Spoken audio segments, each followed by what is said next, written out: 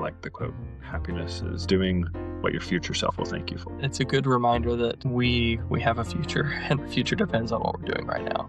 So we know that the natural man is an enemy to God. Right. And will naturally be selfish. We can say, just be selfless, just be selfless, just be selfless. But we really can't be selfless unless we're given a godly perspective and we see ourselves as children of God. And then once we open ourselves up to that perspective, then we're able to see other people as people who are just as deserving as us. Whether or not you've got more money than I do, or I have more access to fame and power than somebody else, that doesn't matter in the long run. We see ourselves as equals because we're children of God and we value each other equally, right? It doesn't matter what race you are. If you're man or woman, child or adult, we are all the same in God's eyes. If we could actually just view each other as brothers and sisters, it would solve so many of the issues that we're dealing with. What you just said about social justice warriors, right? Yeah.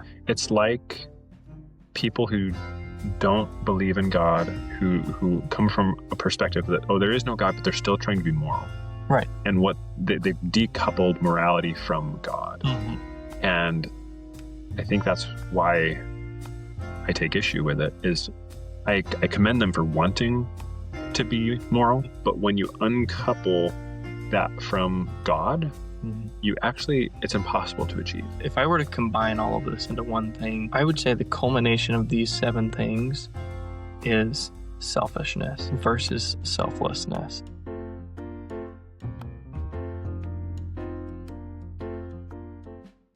Welcome to the No Bushel Podcast. We are your hosts. I am Big Ben and the Burning Bushman. The topic today is something that in our prior video talking about the normalization of Babylon, this was something that just kind of came to my attention. And I think most people have heard about the 7 deadly sins. Yep. But most people, while they've heard about them, probably don't have a grasp of, like, maybe they can name a couple of them. Right. But they don't really know where they came from. And it's not something we really think about anymore. And so I just thought it'd be kind of fun to go through what the 7 deadly sins are, why they're important, and in relation to normalizing Babylon, while that isn't necessarily the main focus of this podcast, the fact that these are a large part of how Babylon has been normalized. Why that is the way. Yeah. So I would say that I totally fell in line with the general public as far as what you were saying about. I couldn't have listed off all 7 of the deadly sins before we were prepping for this. So I think this will be an interesting conversation. As I was looking at what they are and, kind of familiarizing myself with it, remembering what they are, and as we'll talk some more here in just a moment about where they come from. It's pretty obvious why they are sins, right? Or why they're a problem. But again, like what you said, where we have kind of forgotten about it, and we don't talk about them very often. I think that's why they're a problem, because we don't talk about them. And that's the big takeaway I took away just reading what they are. Yeah. Is that many of these are things that honestly in today's culture we don't even consider as bad. Right. Like they're almost celebrated, many of them. And so some of them very specifically, right? Yeah. Anyway, we do this weekly. We wrestle with truth.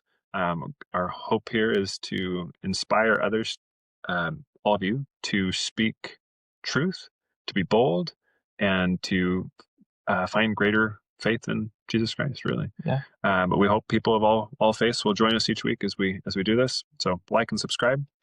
We're going to be talking about the 7 deadly sins. So what is the first? Can you name the first of the deadly sins? We're talking about pride, right? Pride would be number 1. And that is one that we do still talk about, at least in church settings. We talk about pride.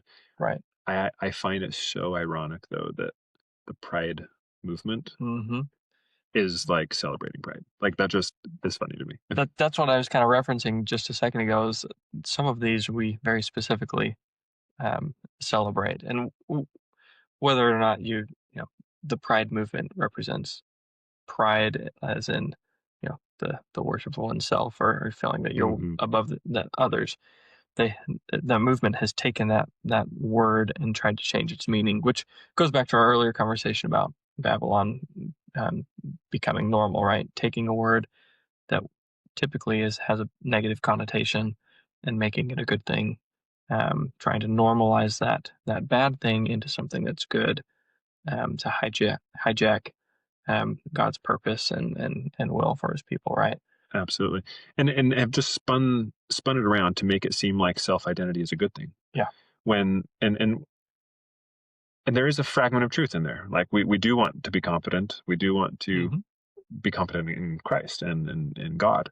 And they turn it around and say that self-expression is the ultimate good. Hmm. And that is the worship of self. And that is pride. Pride. Yeah. That- There's no getting around it, so right? Like that's what it is. Yeah. anyway, so I just think that's funny.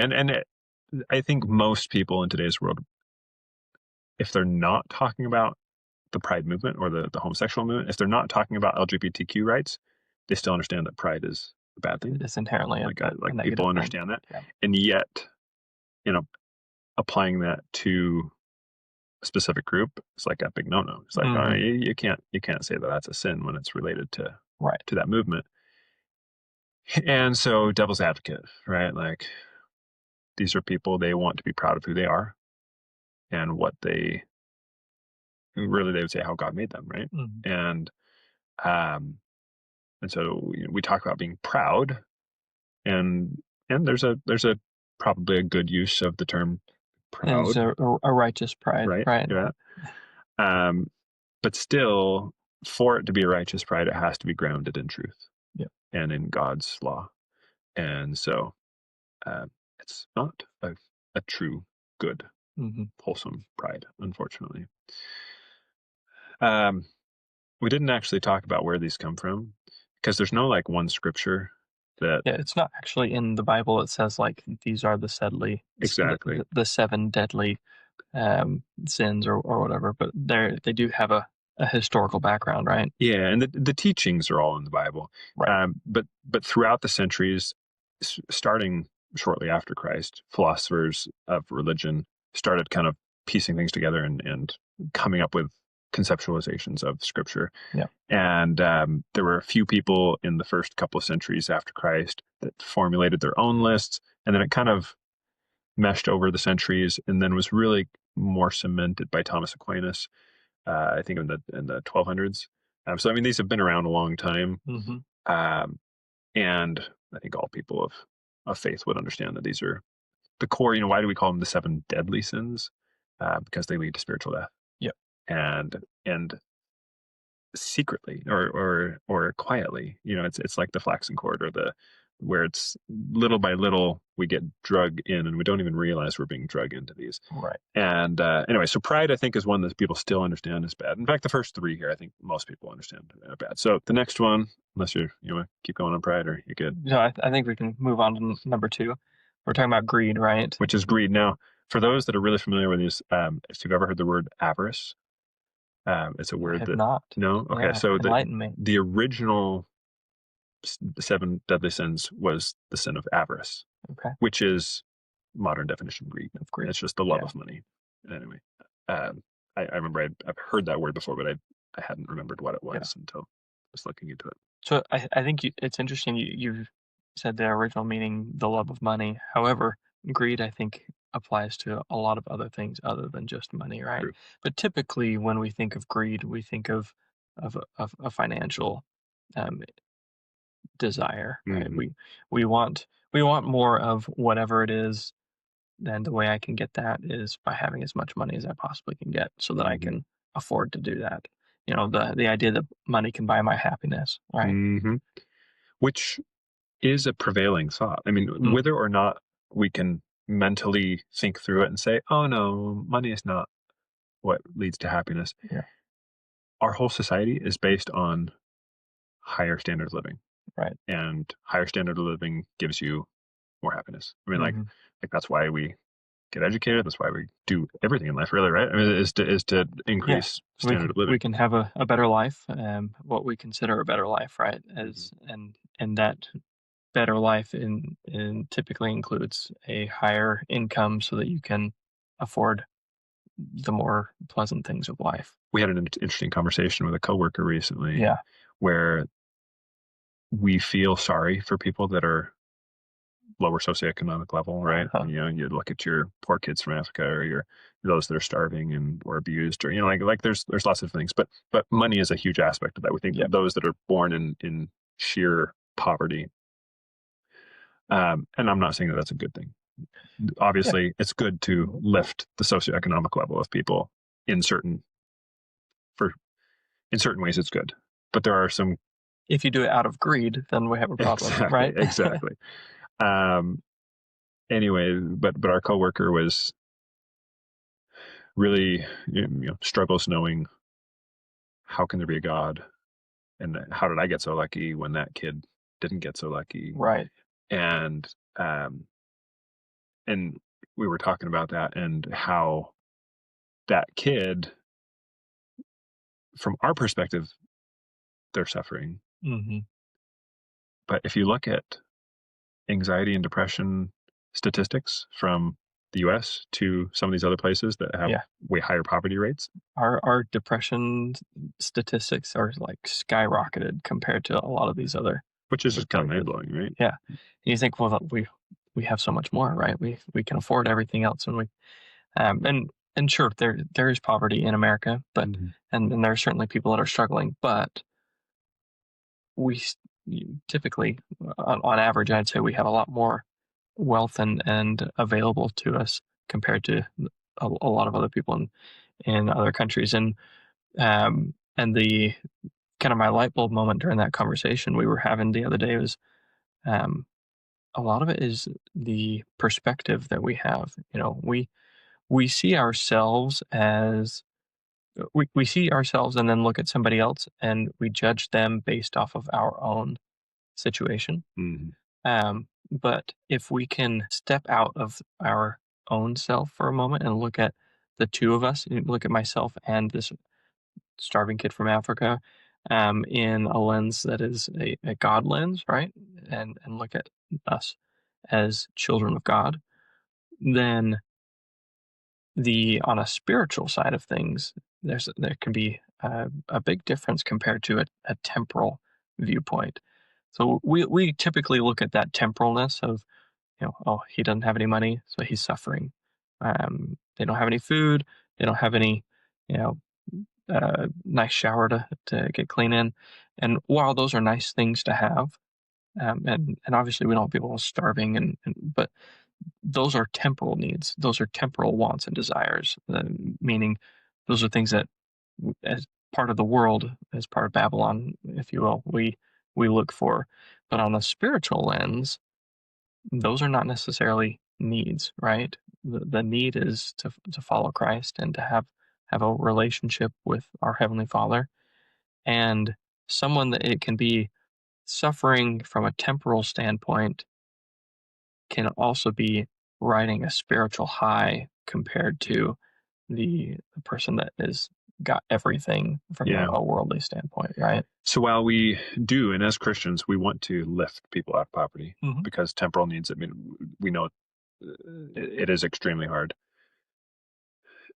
And there are opportunities that you can have with money. We're not saying that that's not the case. What we are saying is that if your eye is not on God, Hmm. it doesn't matter. Right. So it's like Christ when he teaches how hard it is for a rich man to get into heaven. The rich man that came to him and asked him, what else?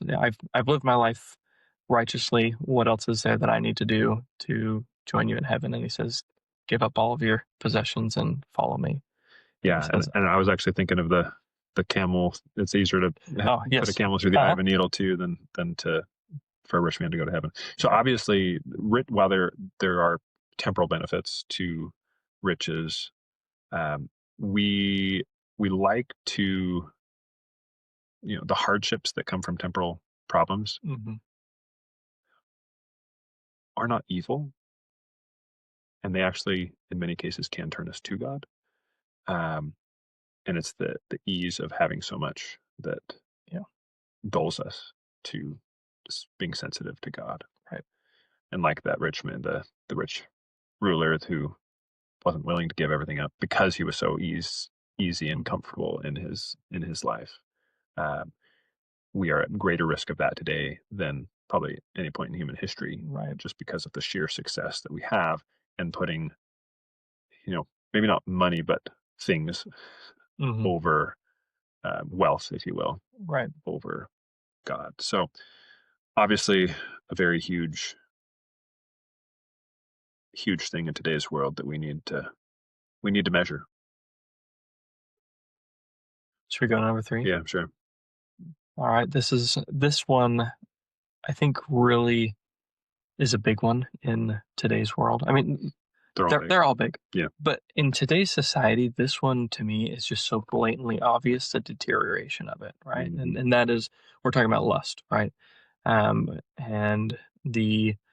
um, the driving force in so many things in our society is taking advantage of the lust of others to part of it's greed to monetize basically True. somebody True. else's lust. These are interrelated in Yeah. many cases. Yeah. So, but the deterioration of our moral standards to say, you know what, lust is good. If what feels good, go ahead and do it. Right. If you see something you like, more power to you. Go enjoy that. Rather than having the self control to say, no, I'm gonna stick to my guns. Right. I'm gonna keep Hmm. my standards and say, no, that is not a godly thing. It's not wholesome for me. um, we say, you know what, I'm just going to take as much of it in as I can. Which is evidenced by uh, the pornography industry. Mm-hmm. So the internet is a huge place, right? And the amount of traffic that is online is crazy. But if you look at the stats, um, there's differing numbers, but anywhere between like 25 and 30% of all website traffic is pornography. It's mind blowing. That is absolutely mind blowing. Yeah. And if you think about that, that really, so divide that then, because we know that women struggle with pornography, but obviously the male, Men typically, stereotypically, are yeah. the worst offenders of that. And so even if every man was taking in pornography, that would be 50%. Mm-hmm. And we're at 30% of internet traffic, all internet traffic, Right. not just, anyway. So it when you start putting that in perspective, it's like, oh, like a lot of people struggle It's a with huge that. amount. And that's, that's the easiest thing to point out. But I also think that the sexualization of everything Yeah. has actually been very harmful, and in large part, I think, as a reaction to the sexual pornographic industry. I think people of faith in many cases um, fought against that by viewing any showing of skin or any Mm-hmm. privacy, as sexual.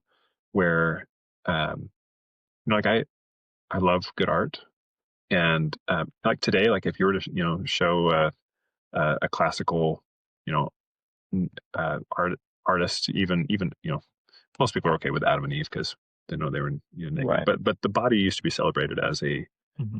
as I mean, a you think of most classical art, all the statues that are in mm-hmm, Greece and Rome and all of David that. and Like, there was not a lust has always been an issue, and mm, sexual purity has always been a problem throughout history. But in that time frame, the body was celebrated as a good wholesome thing, right? mm-hmm, And viewing that in a wholesome way, it was not a problem. It's when you start going for the lust side of things mm-hmm, is where we have an exactly. issue, right?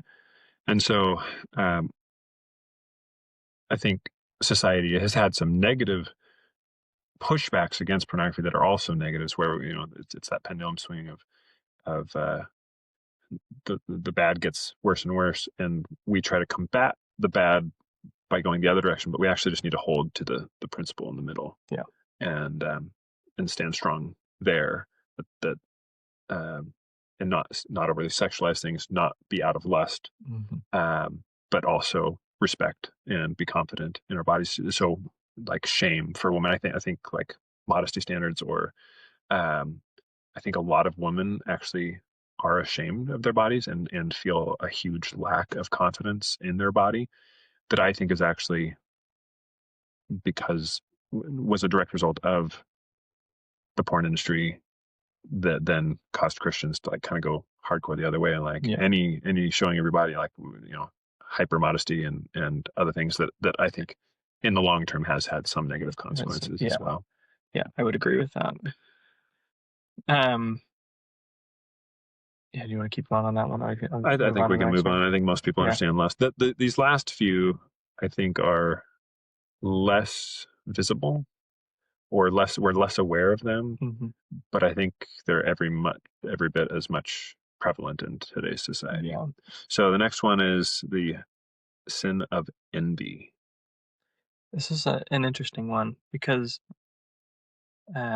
this is one that I've struggled with in the past, as far as just kind of trying to wrap my brain around it, because when I think of envy, typically, I mean, the other word for it would be jealousy, right? And am I jealous of somebody? And I think from a scriptural standpoint, usually the way I've been taught with envy is, do not, you know, I forget what the actual wording in the scriptures is, but don't envy your neighbor's X, Y, and Z. Don't covet. Don't covet. That's the word I was looking for. Thank you. And if you envy it, you're wanting to take that away from somebody so that you can be benefited from it, rather than them being benefited from it. And I think that's different than saying somebody else having something and wanting the same thing and working to get to that point where you can, like, I can see you and say, I'm envious of your money, right? Or I'm envious of your nice car, whatever it might be. And the difference between envy and, a righteous jealousy, I don't know if that's a word, wanting to become like somebody, versus wanting to take that thing away from them so they don't have it. So, but I do have it, right? So a lot of it has to do with not working for it. It's the denial of work to be what you want to be. It's just going right to, I just wish I was like that. Your parents. So I think of, it used to be when you went to college, you left home, you didn't have any money from your parents coming in, right. You worked through college, you lived as cheaply and poorly as you could, and when you finished, it was a huge accomplishment, because you sacrificed a lot to do it. And anymore, students live in many cases just as well, if not better, than their parents did when they were, certainly when their parents were that age, that we feel like we have to give. So that's just maybe a strange, but I think it's related. It's not just the kids going to school that have an issue with envy. I think it's the parents as well, who feel like they have to give everything to their kids so that their kids don't have to struggle like they did. Right. Which I actually think is also a form of envy. It's like, it comes from a better place. Like they want, you're wanting your kid to have a better life. You want to, exactly. So have to make them struggle the way you did. The motivation is better. However, what that does to a kid, I think, can be very detrimental. I think we forget about the importance of having to struggle through challenges and trials, right? Yeah. Which is a difficult part of parenting, right? Yeah. Because there's a fine line. You want to improve your kid's life, and there's no one that struggled through something and said, I wish my kid had to struggle through that. Especially like major events. We'll take an extreme example here, but anybody that went through the Holocaust, right, is not going to come back and say, well, my kid should probably go suffer through that, right? Absolutely, yeah. And so, obviously that's an extreme example, but so we want to improve life for our kids, but we also need to remember that it's important to let them struggle in certain situations and to work for what they get. Yeah. To build. I think that's in some degree part of why one of the aspects that has led to the anxiety, Yeah, the anxious generation. totally. And It's just how they were raised. we're kind of touching on one of the other sins here. Yeah. One of the last one here would be slothfulness, right? And Yep. we'll kind of, but I think that totally applies to what we're talking about here.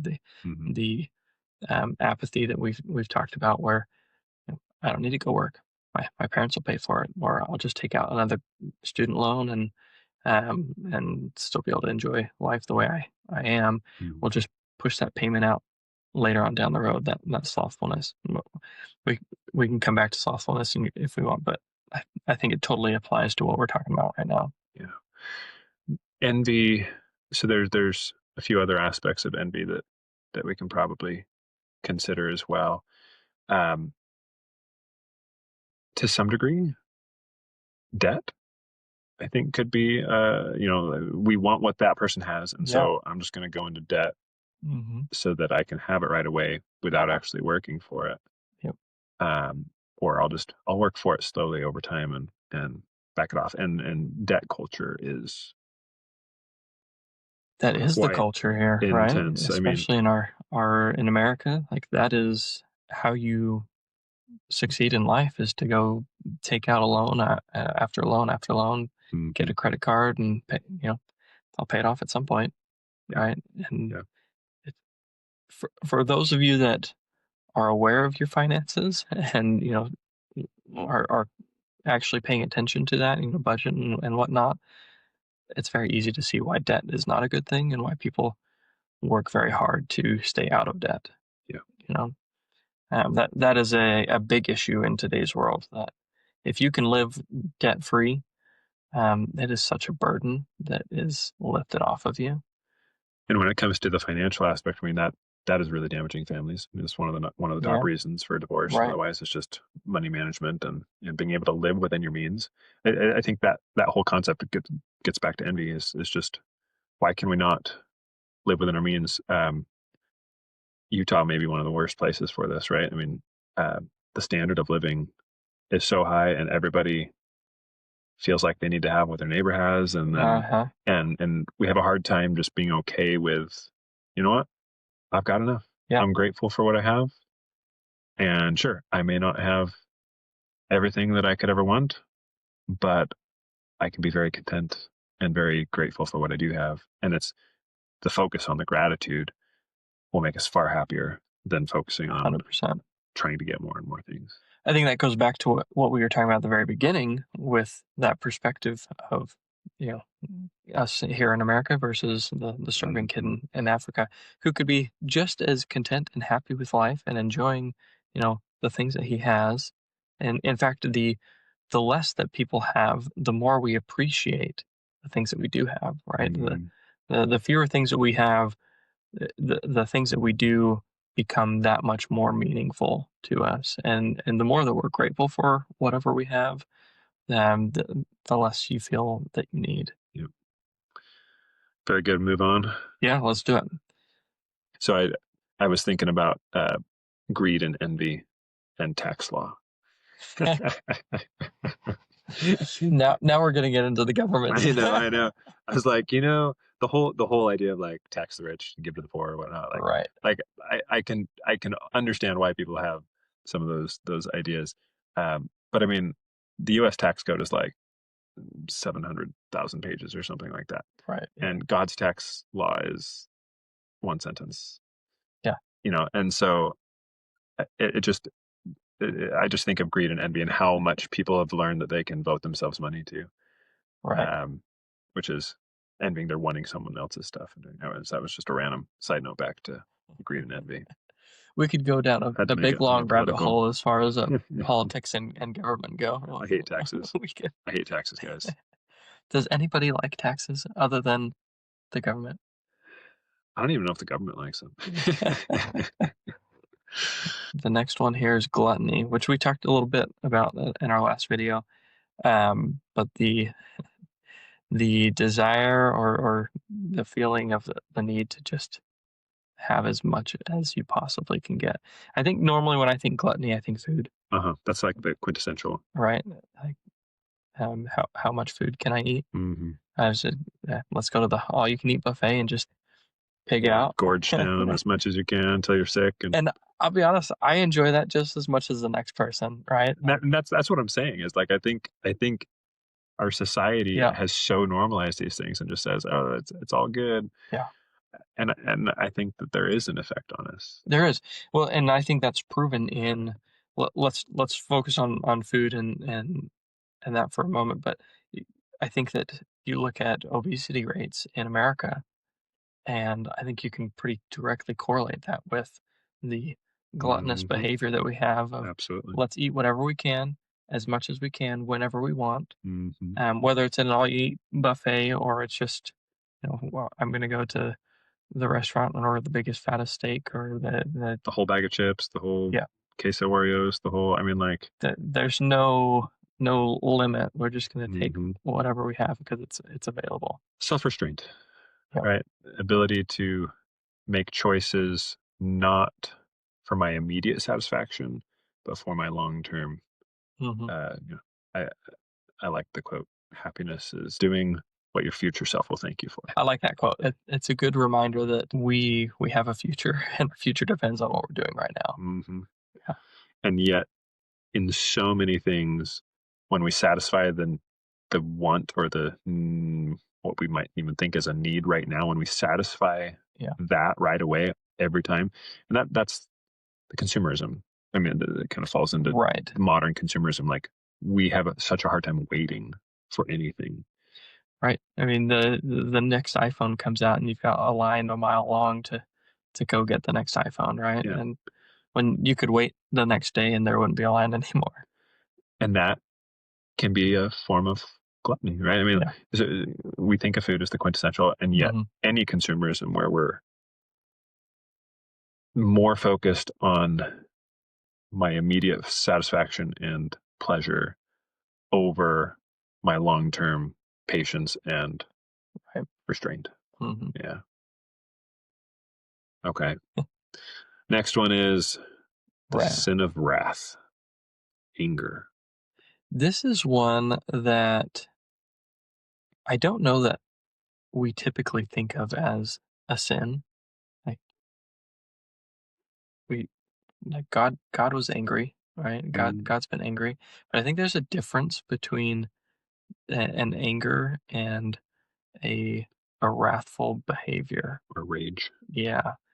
Um and a lot of this stems from, in my opinion, um a lack of respect and understanding for the people around us. If we can shift our mindset, again, I'll go back to what I said earlier about taking, instead of viewing myself as this high and mighty person versus a suffering kid from some other country, and take a step back and look at the two of us as children of God, then it's much harder to have a rage or a wrath or an anger towards an individual or a group or an idea, because I can then see that situation through a lens that our Father in heaven sees it.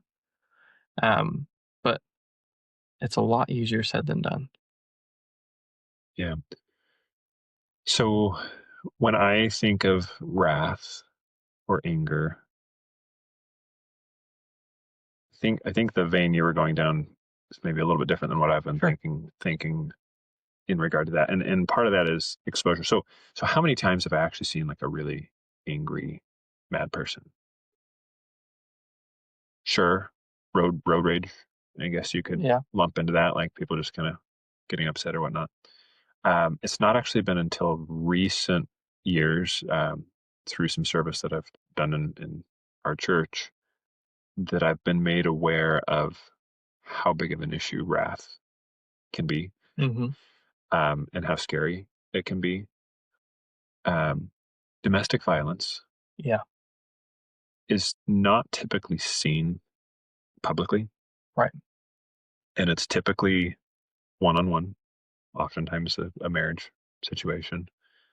Um, Unfortunately, tends to be men who are the abuser Right. in many cases, at least from an anger standpoint. I think that oftentimes women have different ways of getting at their We partners. express ourselves a little Yes, differently. exactly. Yeah. But the, many men, when pushed to the brink for various reasons, this switch can just go off in their Yeah. head that they lose all control and they are thrown into a rage, and it's almost primal. Mm-hmm. It's like there's a need to protect something, and they're not reasoning properly, and so they sense a danger that is maybe more than it should be, which then just flips them into this rage. And I've seen that several times in the last year. Yeah. And it's been humbling because I hadn't really seen that before, and it's made me realize. I think before those experiences, I would say, yeah, anger is kind of a thing, but it's like, I mean, my dad yelled at me, like, okay, but that's not. I don't think that's Right. quite at the crux of it. I think there's some major abuse that goes on, um, even assassinations or things. I think those probably come from a. Yeah. I don't know how you could do that without being in some sort of intense rage. Right. Yeah. Um, and I think all of these come back to, especially this one in particular, comes back to an ability to have self-regulation and self-control, Mm-hmm. and being able to keep yourself in a good, positive mental state. Which we've mentioned a number of times, the struggle that we have with depression and anxiety, and just mental health in general. I think when we're struggling with those aspects of life, I think that the rage and the wrath, the anger is much easier to it's a lot easier to let go and just, Mm-hmm. let that primal animal inside you come out, and um, forget that there are other people involved, and that you actually care about those people more often than not, in regards to domestic abuse, at least. But yeah, it is a real thing, and it's a touchy subject, to because you, you don't want to infringe on somebody's privacy, but also when there is real danger, when there's something real there that's going on, that's when the people around, um, y- should be able to step in and help. Yeah, Right? yeah. It's so important to be able to help someone that is in that situation. The abuser and the abused. I think we focus on the abused for a very obvious reasons, like Mm-hmm. they need the help because they're getting the brunt of it. But the abuser as well, I think Christ would tell us, needs a lot of help as well. Absolutely. And we should be looking to help both. Um, yeah. I would agree that I think there is such a thing as righteous anger. Mhm. Um, and mention that primal need. There are times when it's misapplied, and we are in defensive mode or in um, fear mode. But from the protective nature of a man, like if one of my children is being abused or is in danger from another human being, or from it, Yeah. like there's going to be some rage that comes out, or some anger probably that comes out, Yeah. um, but in the goal of protection and love for a loved one. I think that there's a big difference between abusing somebody, be through your anger, versus protecting your loved ones. Yeah, And I think that there's no one in the world that will tell you don't protect your loved yeah, ones. yeah, Right? absolutely. Yeah. Okay, move on to the last one. Let's do number 7. Yeah. Slothfulness, which we touched on a little bit earlier. Yeah. This is a big one in our world. I mean, almost to the point where it's a joke that, kids these days just want to go home and s- stay in their parents' basement, play video games, and, Mm-hmm. just Uber Eats their meals, and, I think it has become a joke like that. That's just what you do now, right? Mm-hmm. Um, And it has totally affected almost every aspect of life. We have I would argue that that is a huge part of the mental illness and depression and anxiety that is rampant in today's especially today's youth and younger generation. I would also say that it's a big reason why we have a huge dip in workers in the workforce, the people Hmm. that are willing to go out and work for what they for their pay, when as opposed to letting the government pay for you. You know, just stay at home and take my unemployment check or whatever it is. Um, and the slothfulness, uh, there's such a huge reward in hard work Hmm. and putting in effort. When we don't put in effort, we're not going to ever receive the reward that otherwise would come from that effort and that work. Work is really demonized almost today. I mean, Hmm. like you don't want to work more than you have to. It's Right. like, who doesn't say when you're leaving somebody like, oh, take it easy, or Yeah. don't work too hard, or like, I mean, that's just a Yeah. common We say common it all the time. catchphrase. And in good love and respect. I mean, it's not like we're trying to, but work is negatively viewed. Otherwise, we wouldn't Yeah. say that, right? Um, Especially after COVID, right? When everybody was working from home and now we're having to go back to work and it's like, oh you're gonna man, force me to go back to work? I have Oh to come no! into the office from 9 to 5 again. That's Yeah. awful. So with slothfulness, there's one idea. Tell me what you think on this. I might be totally off. Yeah. Um, but I think maybe it relates, and that is that we think of slothfulness as just not doing anything. Um, Extreme laziness, just sitting on the couch. But we would also consider doing something, watching TV all day long, as being lazy, right? Like Yeah. you're still doing something, right? Right. Um, and so I think in large part, there's kind of two extremes. There's those that play video games all day long and don't do anything of value. But then there's those who maybe are doing almost even too busy, where we're filling our lives with so many things that are not actually valuable. Mhm. We go from place to place to place to place to place, and um, so depression and anxiety issues are also very very prevalent among those that have the like your straight A students who are so worried about getting the grade or so worried about Mhm. doing this, and everything that they do is not tied to a core meaning. So the basically I think what I'm getting to is when our focus is on God and doing godly things that he wants us to do, there's a great meaning to everything that we do in life. Yeah. And it's that meaning of work that's valuable. Okay. We might do other work, Yeah. but if there's no godly meaning in the work, I think that can still be a form of slothfulness. Okay. I can see where you're coming with that. I think really what you're getting at is the purpose behind what you're doing or how you're doing it Hmm. and the drive, the Hmm. motivation to do what you're doing. Um, it Is is. that still slothfulness? I, Does that get away I'm from the trying to wrap definition? my mind around that if I would agree with that being slothfulness or not. I think I still agree with your point in general that the drive and the purpose should be geared towards God as a whole.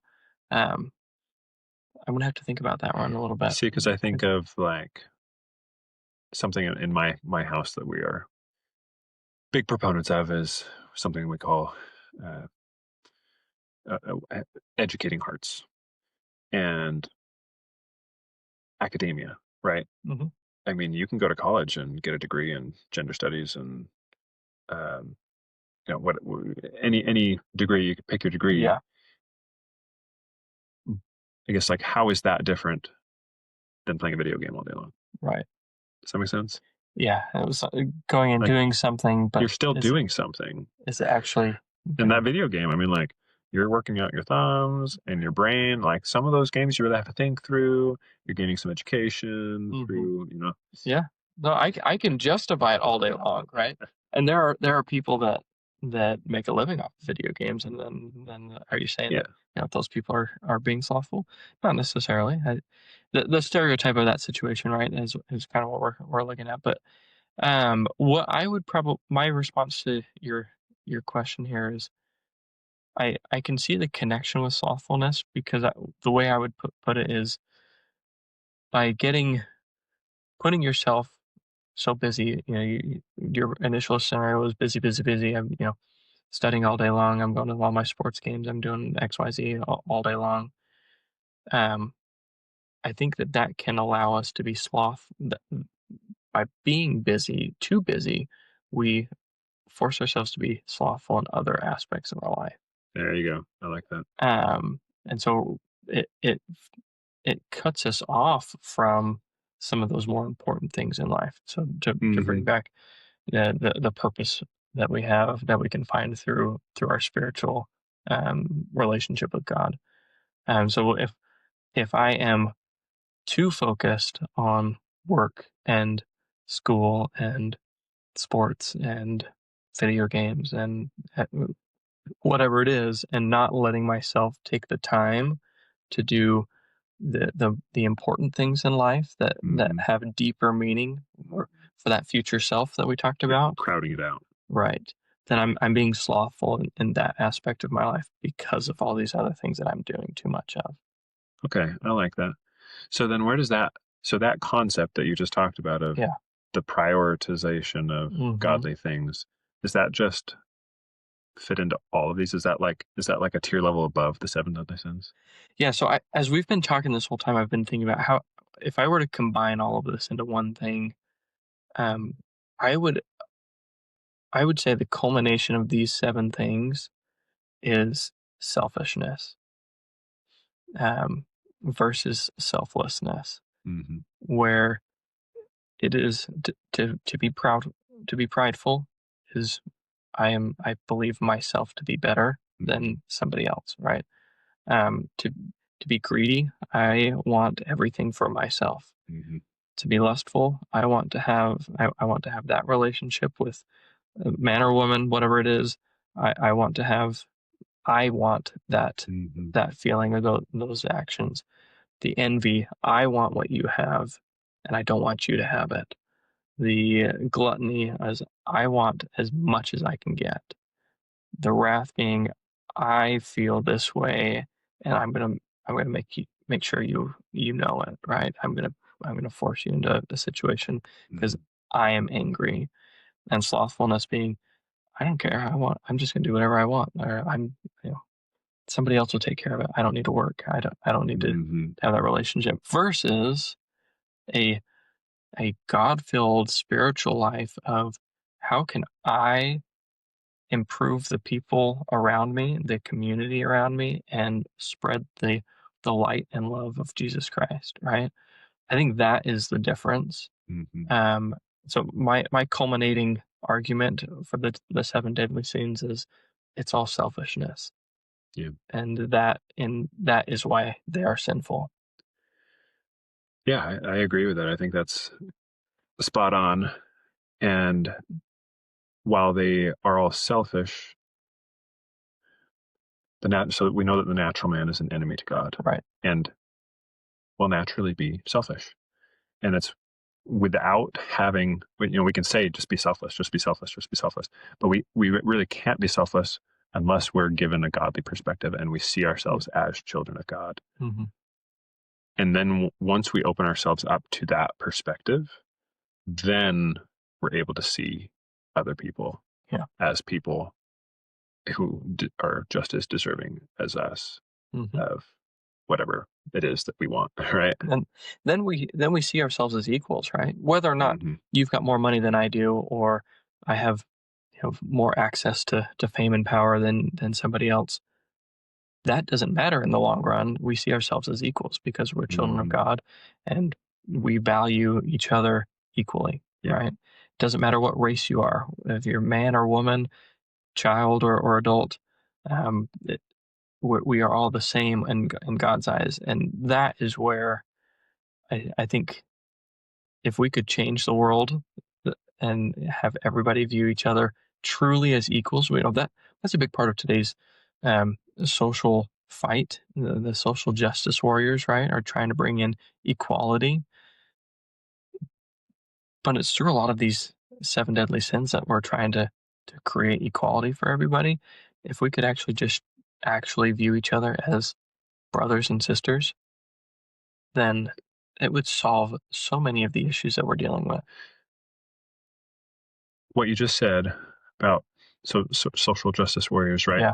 It's like people who don't believe in God, who come from a perspective that, there is no God, but they're still trying to be moral. Right. And what they've decoupled morality from God. Mm-hmm. And I think that's why I take issue with it, is I commend them for wanting to be moral. Right. We want to be good. We want to be kind and loving towards everybody. But when you uncouple that from God, mm-hmm. It's impossible to achieve. Yeah. Well, thanks for watching, guys. Yeah, thanks for joining us. So hopefully you learned something, or at least gain some insight as to maybe something that you can improve on, or maybe we're struggling on prior to watching, and just some food for thought. Not gluttonous food, but just some food for thought. Which of the 7 habits do you struggle with? Which one would you say is your number one you struggle with? If you had to say which one of those my number one? Yeah. I would probably say pride or gluttony would be one of those two. I would say that gluttony used to be at the top of my list. I've been working on gluttony. Yeah. That's why I'm in the gym as much as I can. Hey, that's great. Trying to offset all my buffets that I try to go to. Yeah. I would probably say that mine,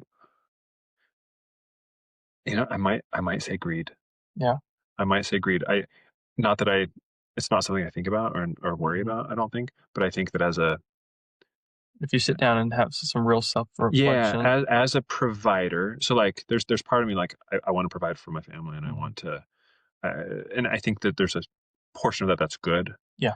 But I also think there's a portion where it takes you beyond good to a place where you just want more and more and more. Yeah. And so that might be up there on mine. I think I have a hard time accepting that I may be wrong. So that's why I say pride is probably my number one, because I typically feel pretty strongly about my opinions. I think most people feel opinionated, but I typically feel like I'm right and you're wrong. If you don't agree with me, then I'm better than you. I would almost put pride on a different level than everything. Like you mentioned, like the core tying thing is selfishness, which really is pride, right? I mean, so you could say that pride is the ultimate sin. Yeah. And then you have the 6 underlying that are all related to pride, but they're there. So, okay, sorry. We'll finally off the air, but well, if you liked what you heard, like and subscribe and follow us some more. Share it with your friends, family, so that we can spread the love, spread the truth. And again, just your reminder that we are here to share our thoughts and ideas.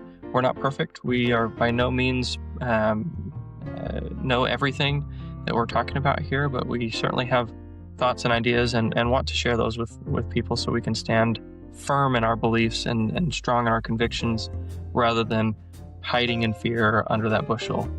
So let your light shine. Until next time.